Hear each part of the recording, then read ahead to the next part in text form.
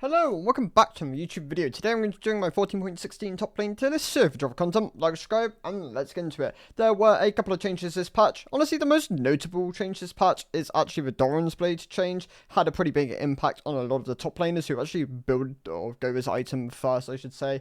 Losing 30 health and a bit of lifesteal on that item has definitely made it a bit weaker, and some of the other options on certain champions definitely began to pop up a bit more, whether that's D-Shield, going from just being into harass matchups into being into a couple of the other matchups, or moving from D-Blade over to D-Ring. But let's cover the changes. So the D tier is going to consist of mostly the same champions, but then there are some adjustments, so I'll cover them as I go along. To move, Nidalee is going to be my D tier. This champion has picked up a bit of popularity after a North American streamer and an EU pro player have kind of popularized it a bit more. It's still not popular by any means. It's not great either. It's something I'd kind of recommend avoiding unless you're very proficient at playing this kind of thing. Definitely operates a bit weaker than some of the other ranged harass options, has similar problems which regular Nidalee has in team fights, doesn't have the same level of harass from long range, but is more powerful in early laning phase where you can utilize those AD ratios that she's been given, combined with her ability to kite back and some level of burst potential. But it's something I'd recommend avoiding unless you're very proficient at piloting this kind of pick.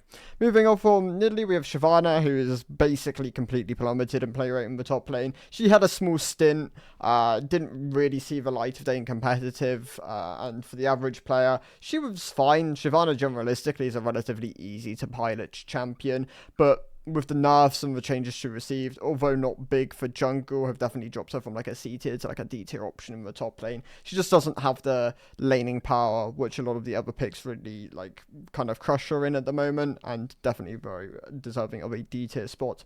Lucian took a big hit in both mid lane and in the top lane. Obviously, the 10 damage loss on Q is substantially bigger here than in the bot lane, where he gained a 5% AD ratio on the passive compensation. You're not really utilizing in the solo lane, so just general power down here.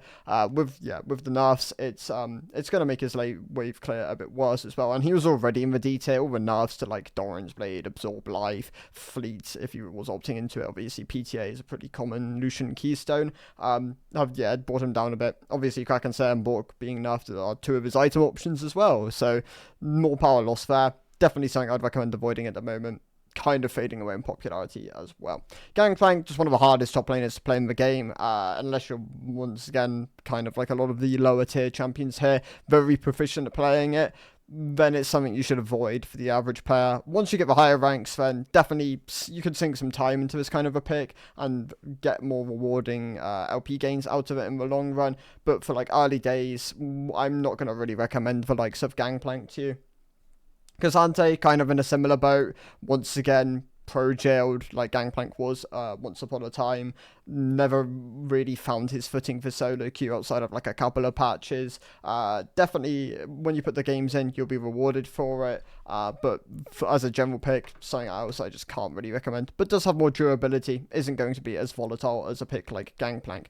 Akali actually got hurt quite badly by the changes to her directly. She had the E nerf, which was a big hit in the top lane, combined with the R changes this patch, well, not this patch, the previous patch. She just hasn't really found her footing once again in the top lane, so she now sits within the high end of the D tier.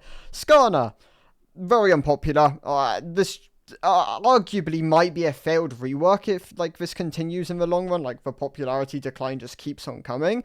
Riot really missed the bat in like buffing this champion back up to a reasonable point. It's been lots of buffs now, and this champion's still not great, and people are definitely like, oh, is there really any point in putting the time in? Obviously, Skarner has a high skill ceiling. Doesn't look it visibly, but that is from what the data has suggested to be the case. It's hard to really recommend this champion in its current state. You have to sink a lot of time into it still to really find good results.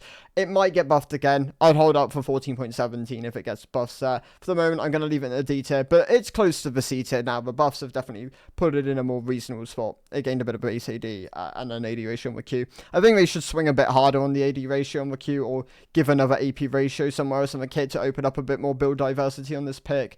It's clear that a lot of the Skarner players don't really just want to itemize and play him as like a full tank. So yeah, it'll be good to see that kind of swing. Other champions here, moving down from the C tier, we have Jace, who lost a lot of power from the D-Blade changes this patch. Alongside this, he's just been relatively weak for a while. The pick is obviously hard to pilot. Fleet got nerfed, and he was kind of moving over to Fleet, and then the nerfs have kind of pushed him back to like your Conqueror, your Phase Rush, your First Strike options. It really depends on what kind of matchup you're in, and that's where a lot of the skill kind of lies on this champion.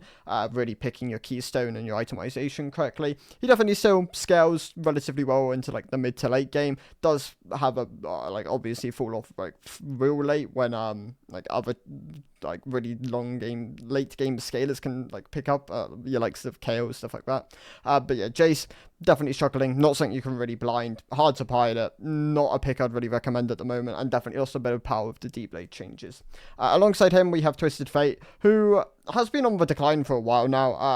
Obviously very hard to pilot pick, continuously decreasing popularity, Fleet being nerfed, Absorb Life being nerfed, his itemization being nerfed, him being nerfed, and it's all kind of just added together to put this champion down. For the average player, he's once again just one of these marksman options which are now really struggling in the top lane, which is unfortunate to see because it was kind of nice having a unique pick. Obviously for a while he did really dominate, which has left kind of a bad taste in people's mouths, so we might not see this pick ever really thrive again in the top lane, but he's gone down to the D tier now at this point, something I'd recommend against playing. Moving on to the C tier now, so we have a couple of new picks dropping down from the B tier. I'm going to be dropping down Riven, Smolder, and Vayne. In fact, Vayne is close to the D tier now. This champion has lost a lot of power with the changes it's received in recent patches. In Smolder's case, I overvalued him. I had him in the B tier, but he was probably more of a C tier option. There are some builds which can definitely push him once again back up the tier list. Obviously, like I know Carbos is already pushing for Cosmic Drive on Smolder. I know like V2 is a really big enthusiast of like the Essence Reaver Trinity Shojin variant, I believe. I'll maybe Manamune sorted in there. I think that actually might just be the variation which she recommends at the moment. But the pick is probably more of a high C tier option. And then Riven has been underperforming for a while. I also think I just overrated Riven in general. This pick is a very hard to play champion, and a lot of the people who do just play Riven are just your OTPs, kind of akin to like a Katarina for the most part. So I'm dropping her down to the B tier, down to the C tier, but she's still like a high C tier option. She's not suddenly like substantially worse, but she's a bit weaker with the Doran's Blade changes. And honestly, I'd recommend going D-Shield on a lot of matchups, as it can really enable you to be a bit safer in lane and not have so many volatile kind of situations. Moving on from these picks, you've got the rest of the standard C tier. So we've got your Rumble, which has been obviously nerfed pretty heavily for solo queue at this point because of his competitive strength. They took a lot of power away from his flamethrower, and it pushed him down to the C tier. In Yasuo's case, he gained a bit with the changes to his E last patch, but not really enough in the top lane. He's always top lane has been his weakest role for a while. Like both ADC and mid lane, Yasuo do quite heavily outperform this role, and I'd recommend just avoiding top lane Yasuo unless you're like auto-filled and you can pilot it really well. A lot of Yasuo's strength in the top lane obviously comes from his power into ranged matchups, and now a lot of the ranged matchups are substantially weaker. He doesn't really have as many like strong, well, I mean his matchups are still strong into range, but less ranged champions means he loses a bit of power in the top lane here.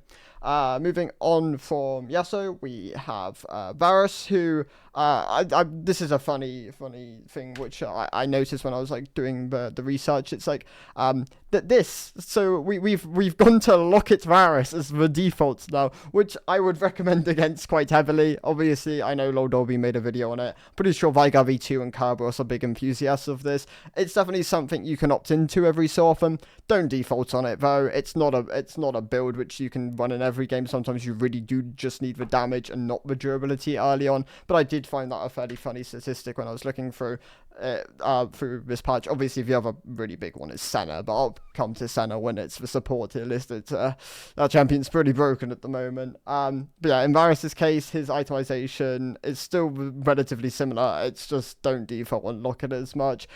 He does sit my C tier though. I wouldn't really recommend playing Varus top as much unless you're once again pretty proficient at playing it.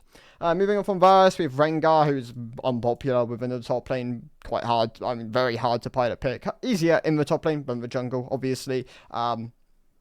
But yeah, mostly played by one tricks. You can find success on this champion, and if you put the games in, you can be rewarded. But for the most part, he sits within my C tier.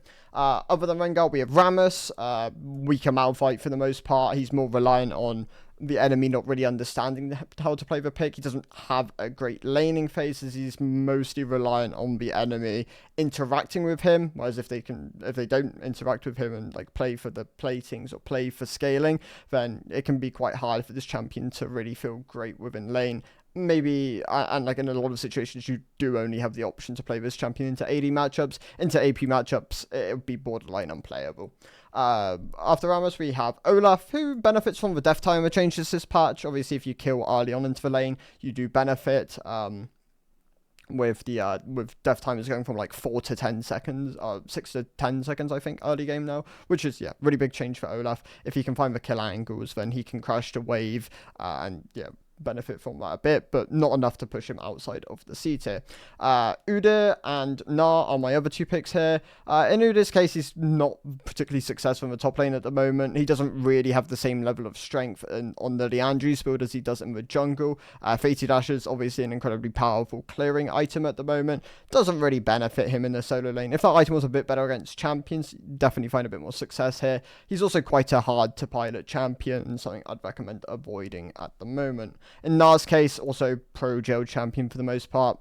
Common theme with a lot of the C and D tier. And he's been buffed. He's not unplayable for solo queue, but he does lose some power with D-Blade being nerfed, combined with the fact that he's already a very squishy champion. What you'll find with the D-Blade changes is that champions with relatively low HP pools, which relied on the large amount of HP you gained out of D-Blade, losing that additional HP hurts them more, as they have smaller HP pools than the champions which originally had higher HP pools, and could kind of opt into like other options like a D-Shield maybe for the most part. A lot of them might have to opt into it, but then obviously D-Shield is like nerfed ranged champions, which is why they primarily don't go that item. Moving on to the B tier, we have one champion moving up from the C tier, which is no longer here, and that is Sylas, who arguably could be moved up to the A tier. There is very strong indication that this champion is in a very good spot at the moment. He's actually already on there. I'm going to put him at the top of the B tier. I'm kind of hesitant with A tier, as obviously a lot of his reliance comes from counterpicking. The likes of Malphite obviously inflates his win rate quite aggressively within the top lane, but his builds look very good. The Roa, the Cosmic Drives, the Protobelt options are there, and yeah, if you're itemizing him correctly, definitely in a really good spot at the moment. And honestly, I could, in like counterpick scenarios, jump up to like the S and borderline S plus tier. So yeah, Sylas in a great spot, in the best spot he's been in the top lane for a while. Obviously, durability builds will help him a lot more up here, as it gives your team some level of frontlining capability, which the old like burst reliant Sylas didn't have as much of. The other picks here are relatively similar. You have your Briars, your Trundles, relatively low pick rate top laners, but then have some strength and dueling capability. Briar, obviously, not seen a huge amount, but I've actually played against a Briar today, funnily enough. But I played against enough Briars that I can kind of like understand and respect the laning phase. As the burst with like PTA, Ignite, combined with like QW and then the sustain through E, can be quite powerful. But yeah, pick is a bit gimmicky, but there is a level of strength there. In Trundle's case, he's very one-dimensional. If you can split push and 1v1 your laner successfully, he can be quite good. If he doesn't find those angles, he's relatively useless. This pick is kind of reliant on just being stat checky, and he's been better in the past, quite consistently. At the moment, just not really finding the same level of success, but he's easy to play, which gives him strength within low elo. Just not something which really translates that well into high elo at the moment. You also do have to play around Grubs. Rice, still my underrated pick. I still really value this champion at the moment. Obviously, they want to do some work on him at some point. I don't know if that's close, if that's far away, with the mana, like removing the mana ratios off of him. But at the moment, like as a burst mage, he's a fine option. He has good CC. He has good scaling, good pick potential. It's all there. He just doesn't really have the strength to really push him up into the A and S tiers at the moment. Vladimir is also within my B tier. He benefited from his buffs not too long ago. Protobelt gaining some health and Cosmic Drive gaining some health opens up his options a bit more. Obviously, Rabadon's is still very much considered like his best item, giving him both durability and strong offensive capabilities. But yeah, he's a relatively solid B tier pick at the moment. Quinn, better as a mid laner than a top laner. It's just how she kind of rolls with the current build. The Electrocute, Symbiotic Souls, Profane Hydra variant, which is reliant on burst and roaming around the map. Works quite nicely with a mid lane. Not so successful in the top lane, so she sits within my B tier. Obviously, top lane is also as consistently going it, or more leaning towards fleet. Now that's been nerfed. I'd really recommend going the Electrocute variation. Darius didn't really benefit from the death timer changes as much as I thought he would this patch. He kind of still sits within the mid B tier area. Obviously, he's still very strong in the 1v1s. He is arguably, I mean, he is elite skewed in his current state, being more dominant early on into the game, making it so better players who understand closing out the game and where you can get value out of his pick, doing quite well on the champion. Not so successful with him mid and low elo, which is why he does tend to drop down my tier list a bit here in my B tier.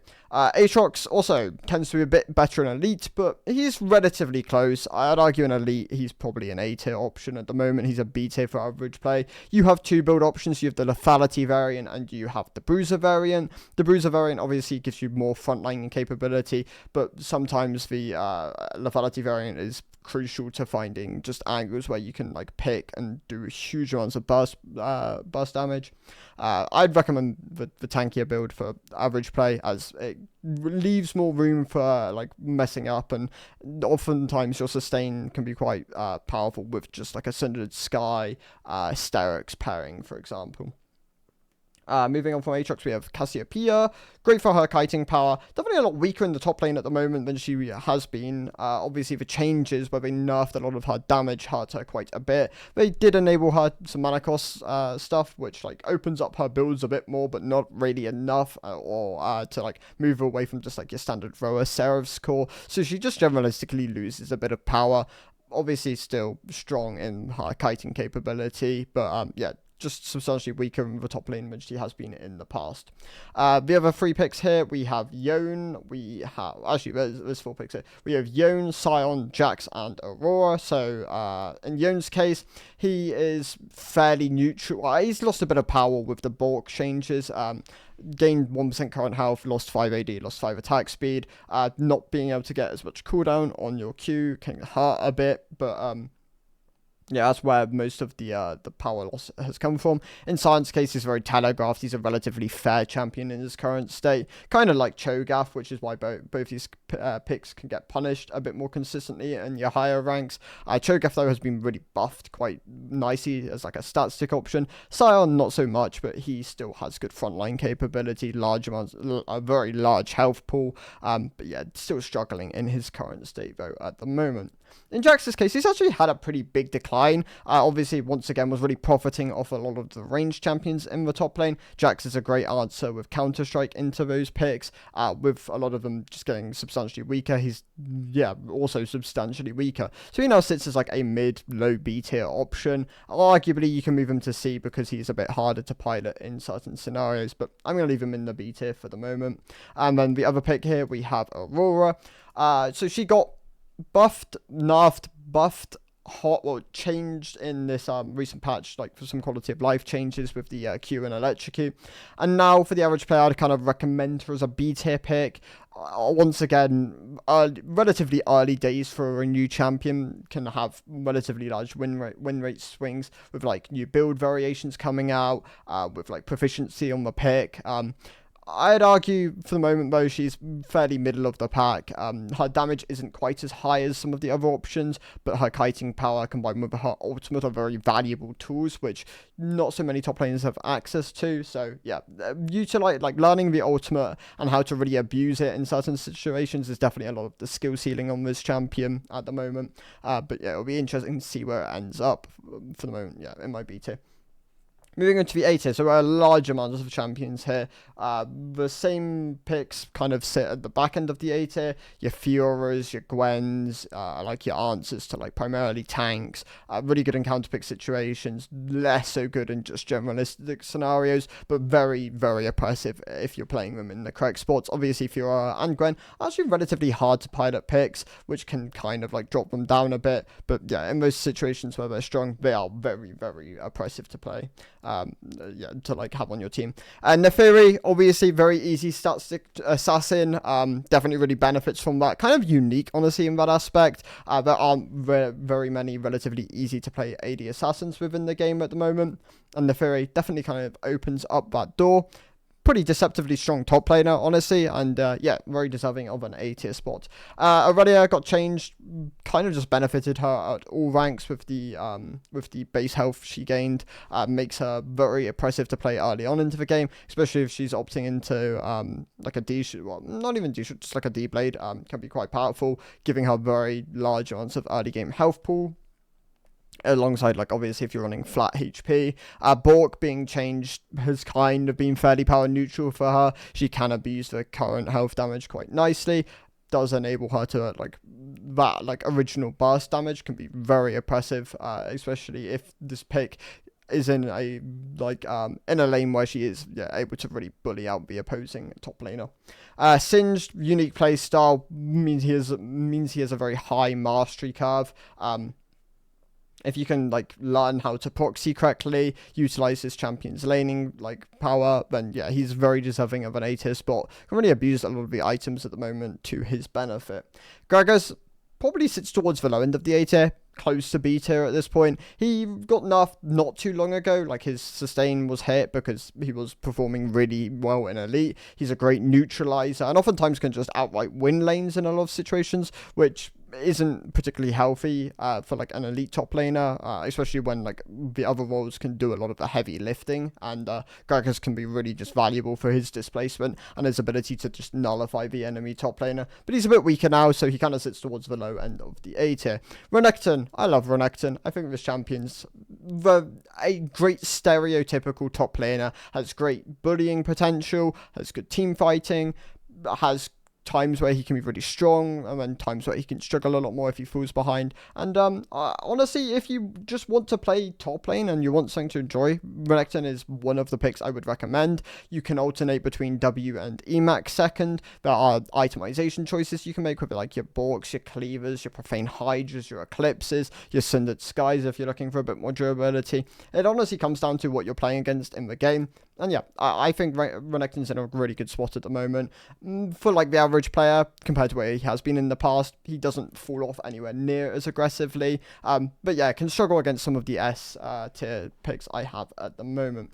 Wukong, also within my A tier, got buffed this patch. Didn't really do a huge amount. It kind of stays within my A tier. I think this pick obviously has great bully potential if you can like find the angles, but then obviously you're playing on like your 2-item spike. Once this champion has like Trinity combined with Sundered Sky, can have some of the strongest team fighting power in the game, especially with like T2 ultimate and yeah, like playing around Drakes, playing around Baron, for example. Yeah, this pick in a pretty good spot at the moment. Very solid A tier champion. Tryndamere, I hate Tryndamere. I think this pick is very unhealthy for the game. But in his current state, obviously, you do have like the Grasp, the Fleet options, and then you're going like your Ravenous Hydra. You're playing around your incredibly aggressive sustain in lane. Makes it very hard to move this champion, and oftentimes can just lead him to be incredibly oppressive against you. If he plays the RNG game correctly early on, it can also really nullify the impact of the enemy top laner and make it so you can really heavily split push against the enemy team.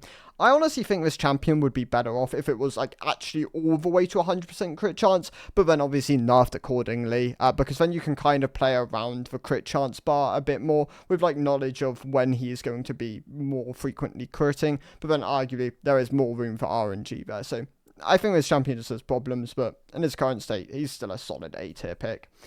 Camille, also with my A tier. Very strong elite skewed pick. Obviously he has counters in the likes of Teemo and low and mid elo for the most part, but does tend to perform a bit weaker here. Kind of akin to, maybe akin to Aurelia, for example, except for has kind of different spikes to Aurelia.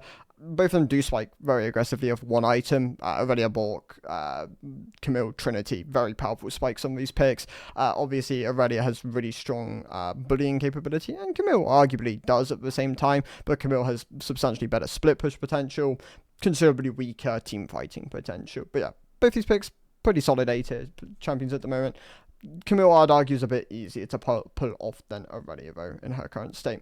Kennen. I think Kennen's a great elite pick at the moment. Honestly, he's one of the best elite picks. The buffs to, like, Storm Surge and Protobelt were great for him. Riot did pick up back along nerf to space HP, but then the buffs to these items have definitely helped him a bit more there. Within mid and low elo, he doesn't have the same level of success. He's a bit harder to pilot. You can oftentimes find yourself in situations where if you're not getting an advantage in lane, you can struggle later on into the game. But yeah, this pick's still very good at the moment. A good A tier AP bully pick. Yeah.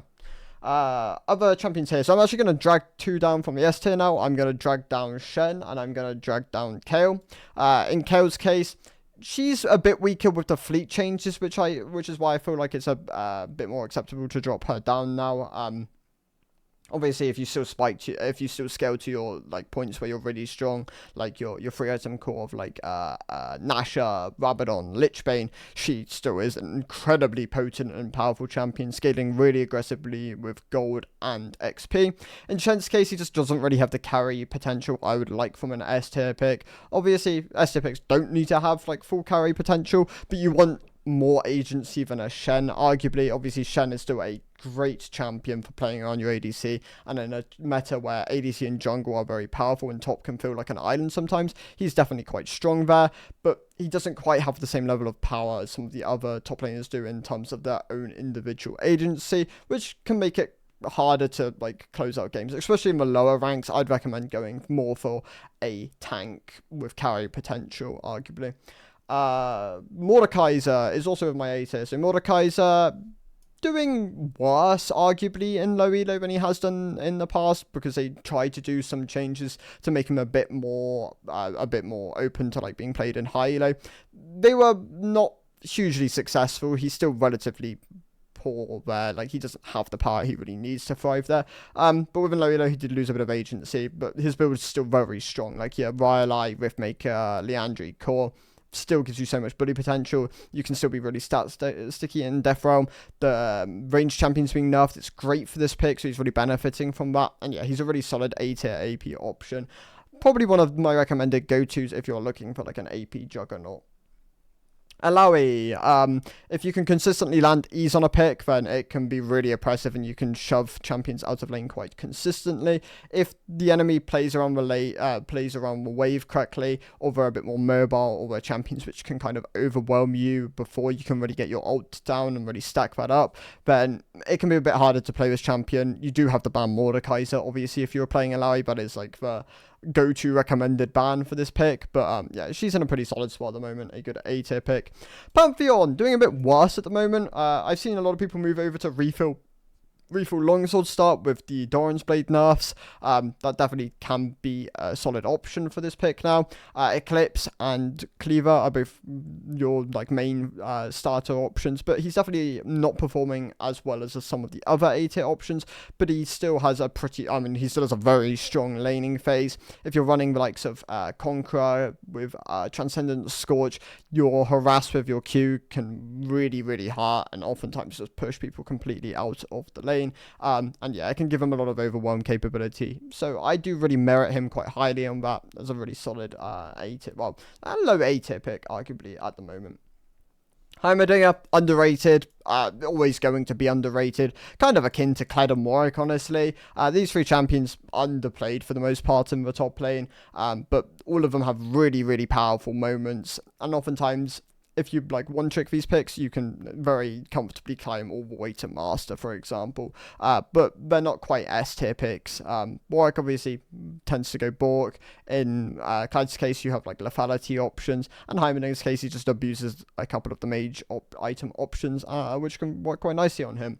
The other so my tank picks in the A tier at the moment are Ornn, which really has a lot of value in his item upgrade capability. He also does a huge amount of damage and oftentimes can just overwhelm a lot of the bruisery top laners. He does have a harder time into ranged options, but if you go the likes of Airy or Comet combined with Scorch and like a 3-point Q or a 2-point Q, you can oftentimes fight back against that, so it's not as problematic as it has been in the past. For the likes of Darius and Olaf, you're still running your phase rushes and then more likely running And then some of the other options you can run Spellbook, but I'd honestly recommend avoiding Spellbook and just running Grass purely outside of like your range and your Darius Olaf matchups. But yeah, one in a great spot at the moment.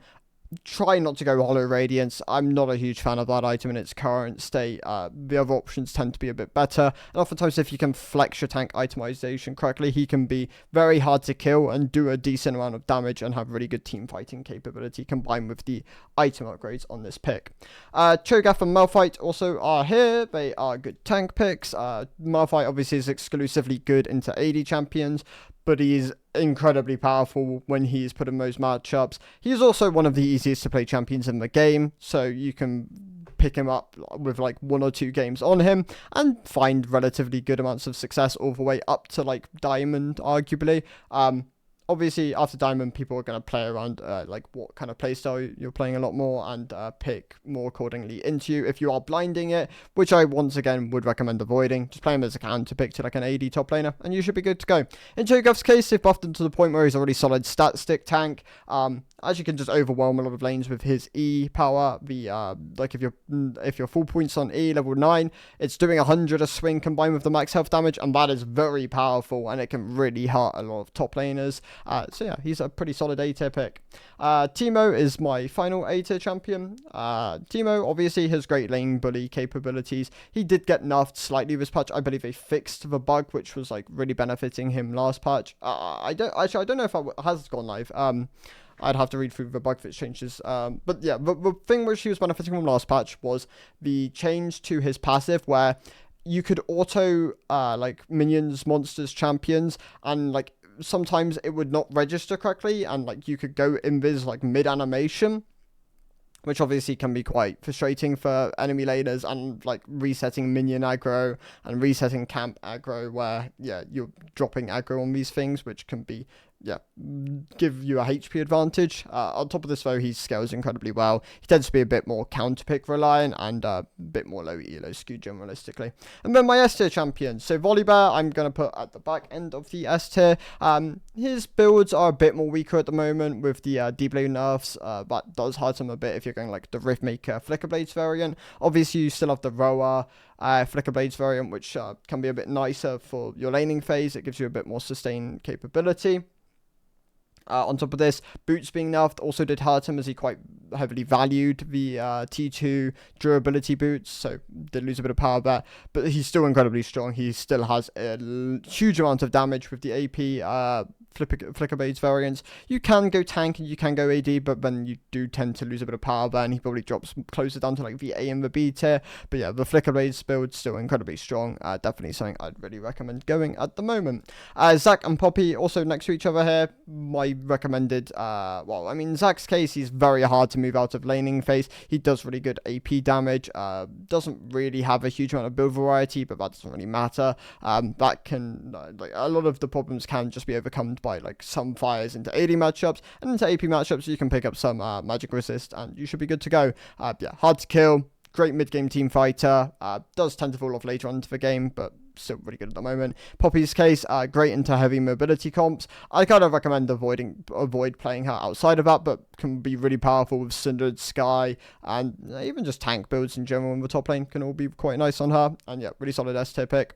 Yorick is arguably the best low elo champion in the game, just because people don't know how to interact with Maiden. Once you hit plat and higher, he does tend to get a lot weaker, and then considerably weaker into the higher ranks, but the power of lethality does tend to increase when you are like plat to diamond, and then like higher up.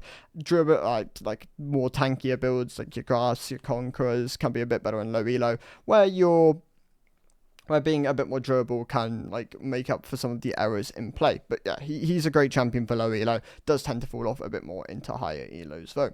Aragorn is back. He was champion. I mean, I love playing Aragorn. He's my main pick.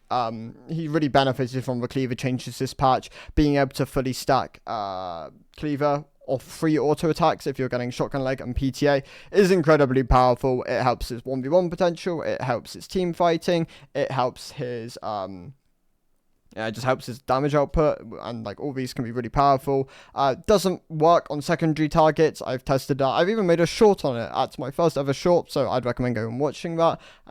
Give me tips or advice, please. I've never made like properly edited content before, and this is like my first piece, so I would be greatly accepting of that. The other 5 picks here, so we have Time Kench. This is still Wizard Frog. This is the Heartsteel, Riftmaker Protobelt, Rabadon variant.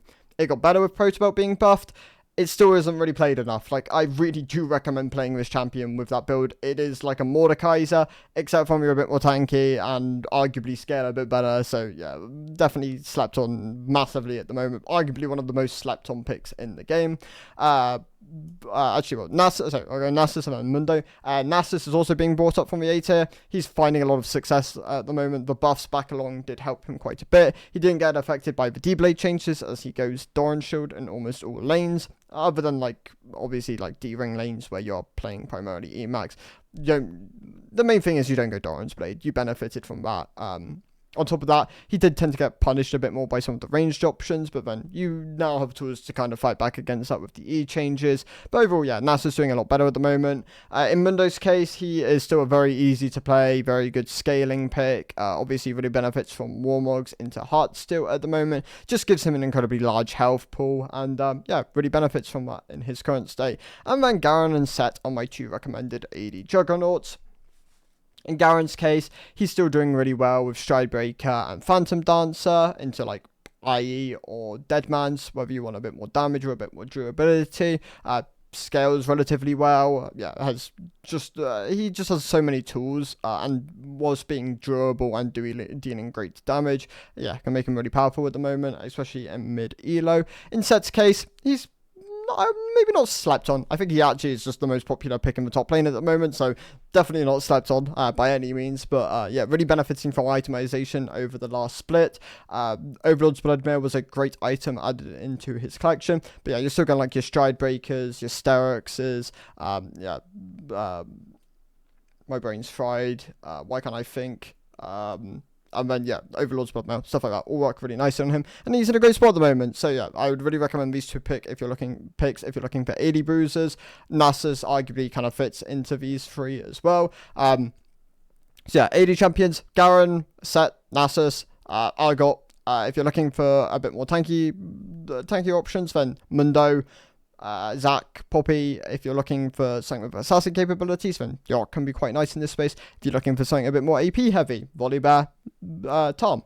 You have a good variety of picks at the moment. And yeah, those are my thoughts for the average Elo top lane tier list. So thank you guys for watching. I'll see you in the next one. Goodbye.